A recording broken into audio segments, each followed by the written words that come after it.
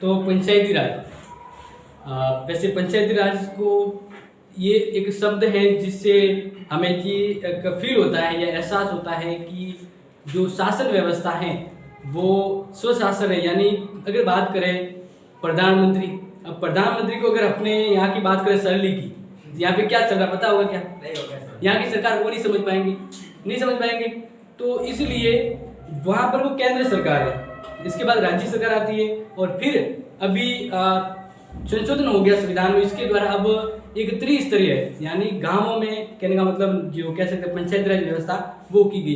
अब हम संपर्क, हमारा शासन हम चलाते हैं, जैसे पता ना सरपंच, अब जो सरपंच है उसका चुनाव कौन करते हैं?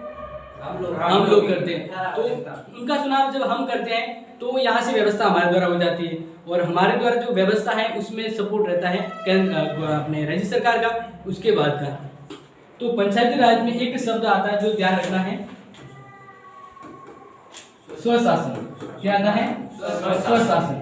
अब देखो स्वशासन से आपको पता है, स्व यानी हाँ खुद का शासन और खुद के लिए है, क्योंकि देखो इससे पहले जब हम देखें तो राजा महाराजा का शासन था, उस समय भी थोड़ा बहुत स्वशासन व्यवस्था थी। कहीं पे अगर आपने देखा हो, अपने बात करें कौटिल्य की, तो कौटिल्य के समय भी ग्राम व्यवस्था का थोड़ा बहुत सारांश था कि गांवों को सरकार चलाने की व्यवस्था थी।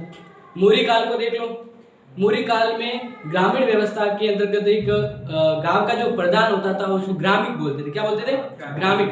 तो इस तरह से महाभारत से लेकर अब तक कहीं ना कहीं ऐसे एग्जाम्पल हमें दिखते हैं कि ग्राम सभा है और ग्राम सभा के द्वारा अपने स्तर का काम उनको करवाया जाता है। लेकिन जब देश आजाद हुआ, देश आजाद होने के बाद एक संविधान के अंतर्गत पंचायत राज को विशेष दर्जा दिया गया। क्या दिया गया?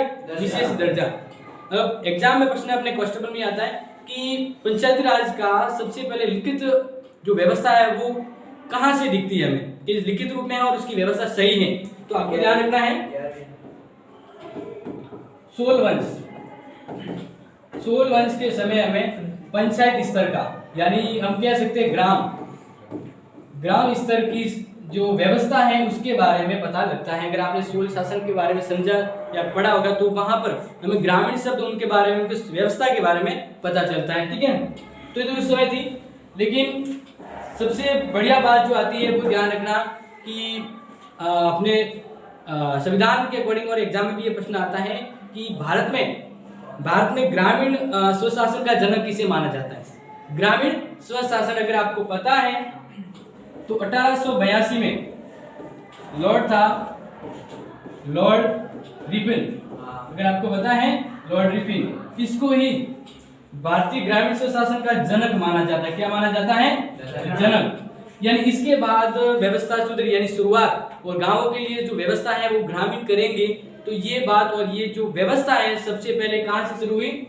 लॉर्ड रिपन के बाद से। ठीक है ना, ये तो अंग्रेजों के समय था, उसमें पूरी तरह की व्यवस्था नहीं थी। लेकिन जब हम आजादी के बाद की बात करते हैं, आजादी के बाद की जब बात आती है तो जब देश आजाद हुआ उसके बाद ये सोचा गया कि ग्रामीण स्तर पर है जो व्यवस्था करने के लिए अलग व्यवस्था होनी चाहिए, और ग्राम स्तर पर ग्राम जो है ग्रामीण जो वो काम करे।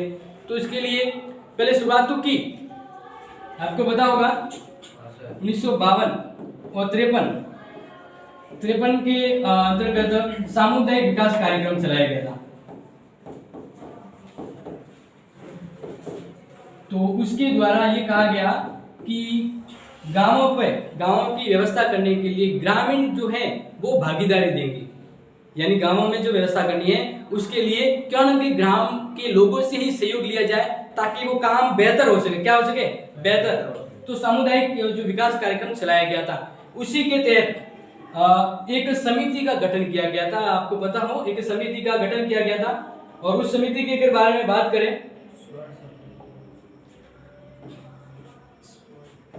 बलवंत राय, पता होगा बलवंत राय समिति, यानी इस समिति का गठन किया गया था। कब किया गया था?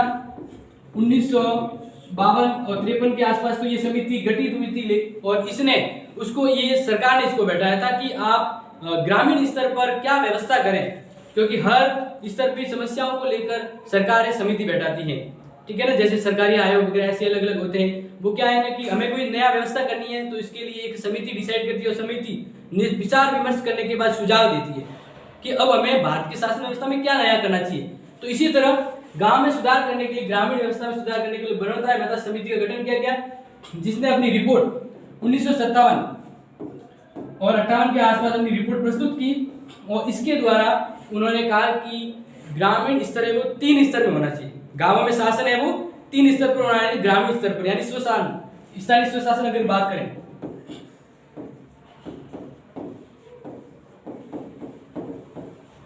तो ग्रामीण स्थानीय स्वशासन की बात करें तो इसके लिए त्रिस्तरीय, आपको पता होगा त्रिस्तरीय यानी थर्ड लेयर बात करें, क्योंकि थर्ड लेयर जैसे इन्होंने सुझाव दिया तो सबसे पहले कहा कि सबसे जो प्रथम स्तर पर होना चाहिए वो ग्राम होना चाहिए, ग्राम पंचायत, ठीक है। और इन्होंने जो वर्ड कहा होगा ग्राम स्तर कहा था, उन्होंने कहा था ग्राम स्तर होना चाहिए। दूसरा उन्होंने कहा कि ब्लॉक, ठीक है ना, ब्लॉक स्तर के बारे में कहा। और तीसरी कही कि जिला पंचायत होगी, क्या होगी, जिला पंचायत होगी। तो इस तरह से आपके एग्जाम में प्रश्न आ सकता है कि त्रिस्तरीय व्यवस्था के बारे में सबसे पहले किसने सुझाव दिया। ये समिति गठित हुई, उसने भारत सरकार को सुझाव दिया कि हमें ग्राम स्तर पर 3 तरह के स्तर की पैरवी करनी चाहिए, यानी ग्राम स्तर है ना, इसको अलग अलग कैटेगरी में बांटा जाए ताकि व्यवस्था होगी। तो ये इसके साथ और भी बहुत सारी बातें कही थी इन्होंने, और इस समिति के इस प्रस्ताव को मान भी लिया था, मान लिया था। और पता है ये समय कौन सा था, 1957-58, ठीक है। इसके बाद क्या हुआ आपको पता होगा, इसके बाद सबसे पहले भारत में अपने राजस्थान में ही 2 अक्टूबर 1959 के आसपास पंचायती राज व्यवस्था की शुरुआत हुई थी। क्या हुई थी, इस व्यवस्था की शुरुआत हुई थी। और इसके बारे में प्रश्न भी आता है कि शुरुआत कहाँ हुई थी, नागौर में। कहाँ हुई थी, नागौर में। और नागौर के अंदर शुरुआत ये गांव के लिए है ना, तो नागौर में भी गांव का चुनाव किया था, उस गांव का नाम है बगदरी। बिल्कुल, क्या नाम है, बगदरी, ठीक है ना, बगदरी। और कहीं पे थोड़ा इसका जो प्रोनाउंस अलग आता है, लेकिन आपको ध्यान रखना है बगदरी। तो अब यहाँ से, और जो इसकी शुभारंभ करने वाले व्यक्ति थे उनका नाम था पंडित जवाहरलाल नेहरू,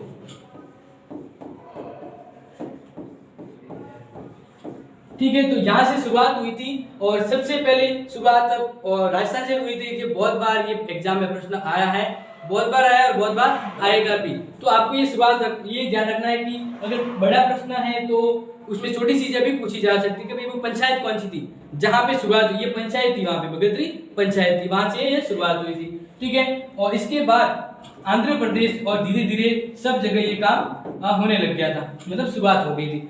अब ये व्यवस्था शुरुआत कर दी और इसकी सिफारिश भी मान ली। लेकिन क्या हुआ कि जैसे राजस्थान में तो हो गया, आंध्र प्रदेश आसपास कहीं पे सरकार की बात, मतलब ये जो सुझाव दिया था इसको सरकार ने माना, और सब राज्य सरकार को कहा अब आपके हर राज्य में पंचायती व्यवस्था का गठन करना होगा। लेकिन ये जरूरी नहीं हुआ उनके लिए, क्योंकि कुछ ऐसे भी होते हैं जिन्होंने अपनी मर्जी के अनुसार नहीं किया, यानी सब जगह लागू नहीं रही ये विधि, सब जगह इस पर काम नहीं हुआ, किसी ने कोई कमी निकाली कि भाई ये तो ऐसे है, सही से काम नहीं करेगा। कहीं पे पंचायती राज व्यवस्था की शुरुआत की, लेकिन अगले साल वापस, मतलब 5 साल बाद वापस चुनाव होता है, तो उस पर ध्यान ही नहीं दिया, वापस चुनाव ही नहीं हुआ। तो ऐसे कहीं ना कहीं करके मतलब ये जो काम था, ये पंचायती की शुरुआत थी, वो सफल नहीं हुई। तब आपको पता होगा कि जब कोई भारत के अंदर कोई व्यवस्था सही से नहीं होती है तो इसको संविधान में दर्ज करने के बाद वो अति आवश्यक हो जाती है, फिर उसका उल्लंघन करते तो दंड की व्यवस्था भी होती है। तो इस तरह से आपको पता होगा भारतीय संविधान के अंतर्गत 73वां संशोधन हुआ था,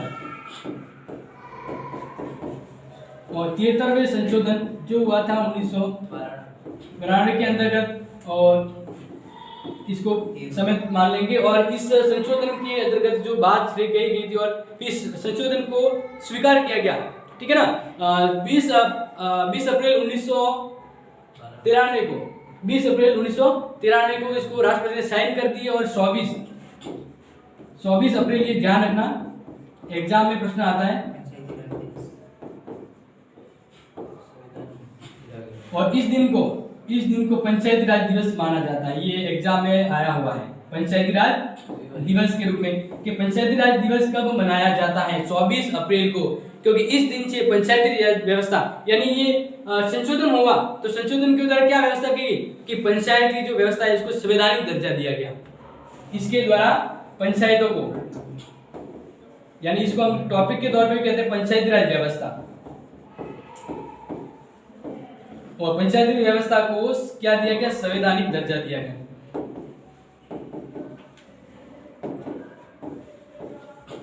यानी अब इसके बारे में संविधान में दर्ज किया गया कि क्या क्या व्यवस्था होगी, और हर राज्य के लिए ये व्यवस्था की गई कि आप अब संविधान के अकॉर्डिंग जो भी ये संशोधन हुआ है उसके द्वारा जो आपसे यानी सरकार को, राज्य सरकार को कहा जाए वो करना होगा।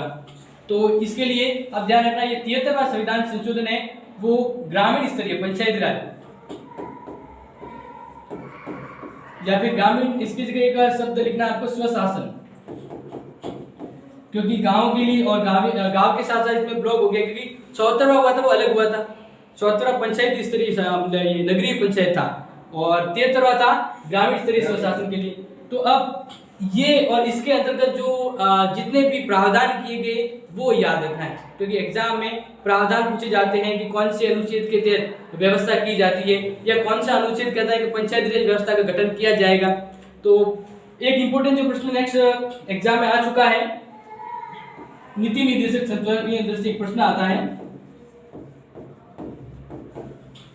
तो वह नीति निर्देशक तत्व जिसके द्वारा हर गांव में पंचायती राज व्यवस्था का गठन किया जाना जरूरी है, यानी पंचायती व्यवस्था का गठन करना होगा।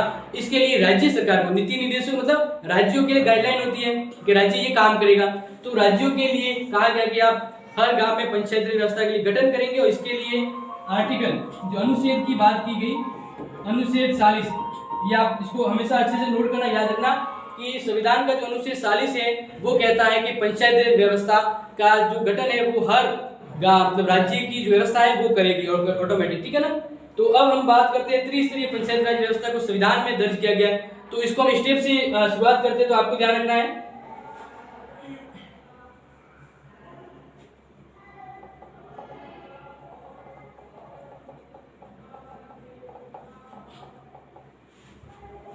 सबसे पहले हम शुरुआत करते हैं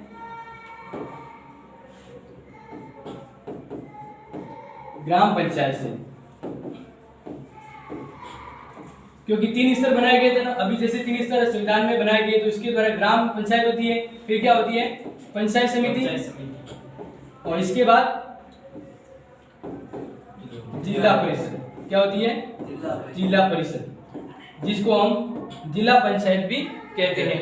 तो हम इसको 1 बाय 1 पढ़ेंगे, और इसके बाद सिर्फ इसको हमें देखना फिलहाल, ठीक है ना, क्योंकि इसमें सबसे निचली स्तर से हम शुरुआत करेंगे, सबसे निचले स्तर से हम शुरुआत करेंगे, और इसमें क्या क्या होता है गाँव में वो सब चीजें आपको गांव से जुड़े होंगे तो आपको बिल्कुल पता होगा कि क्या चीजें हैं जो आप खुद भी इसमें भाग लिया है।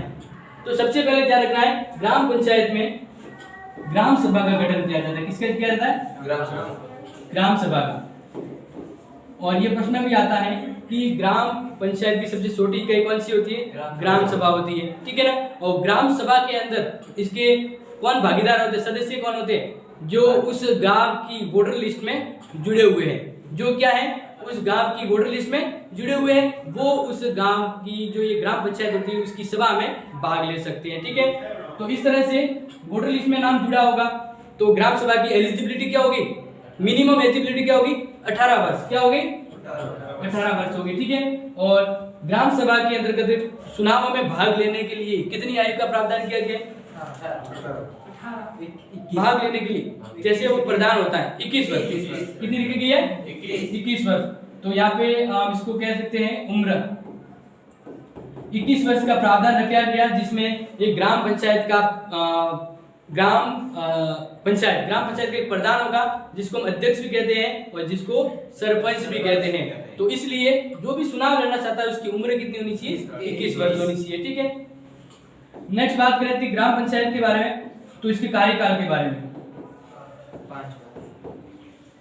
ग्राम पंचायत के कार्यकाल के बारे में कहा गया कि इसका कार्यकाल है वह उसकी शुरुआत से 5 वर्ष होता है। कितने वर्ष होता है? 5 वर्ष होता है। अब इस 5 वर्ष के दौरान ग्राम सभा को कह सकते हैं उसका जो अध्यक्ष होता है उसको भी हटाया जा सकता है या ग्राम सभा भी भंग हो सकती है। लेकिन एक चीज ध्यान रखना है, ग्राम सभा अगर भंग होती है तो उस ग्राम सभा का नया जो चुनाव होगा, नया इलेक्शन जो होगा वो 6 माह के अंदर करवाना होगा। कब करवाना होगा? 6 माह के अंदर करवाना होगा। लेकिन एक चीज और ध्यान रखना, जैसे एक पंचायत जैसे अभी चल है, अब पूरा होने के कुछ 4 महीने रहे और ग्राम सभा भंग होने को प्रस्ताव आ गया। पूरा 5 साल होने वाले थे लेकिन उससे पहले ये प्रस्ताव आ गया कि हमें ग्राम सभा पहले ही भंग करनी है, तो नहीं होगी, क्योंकि यहाँ पे ये फिक्स रखा गया है कि कम से कम 6 महीने। यहाँ पे ये बात करें कि लास्ट के जो 6 महीने यानी 1 साल जो एग्जाम प्रश्न एग्जाम में आता है वो ये आता है कि कितने समय पहले पंचायत